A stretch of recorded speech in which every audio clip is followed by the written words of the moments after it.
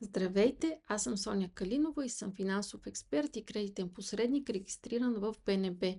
Занимавам се с финансов анализ на клиенти относно семейния бюджет, потребителско кредитиране и задлъжняване, оптимизиране на разходите по кредитни задължения и въобще консултации по въпроса за управление на личните финанси. Днес ще си говорим по темата какво трябва да направят хората, които планират да изтеглят кредит в следващите месеци. Кое е по-изгодно за тях, да изчакат еврото или да действат сега? Разбира се, всеки си задава този въпрос, на мен също много често ми го задават. Как да действаме? Кое е по-изгодно? Да изчакаме или да изтеглим кредита сега? Изплащането на кредит, ипотечен или потребителски, е сериозен ангажимент, който изисква правилно планиране на личния и семейния бюджет, финансовите възможности и месечните разходи, така че плащането на месечните вноски да е спокойно и безпроблемно и да не води до затруднения и финансови ограничения. Така че кредит се тегли тогава, когато човек има нужда от тези средства. Дали за да си купи жилище, нов автомобил или да направи ремонт.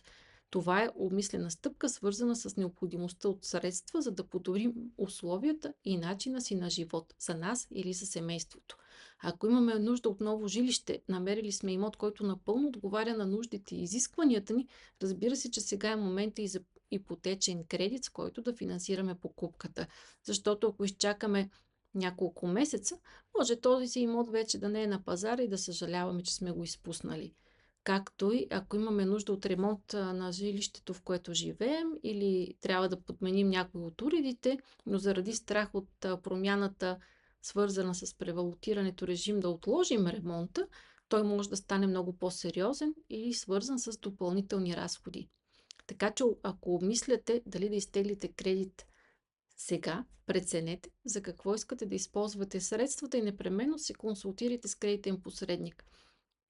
С кредитния консултант ще получите най-добрите индивидуални условия за вашия кредит, спрямо нуждите и доходите. Ще получите подробно разяснение на всички условия и изисквания на банката, съдействие при попълване на документите и подкрепа от компетентен специалист във всеки един момент от процеса.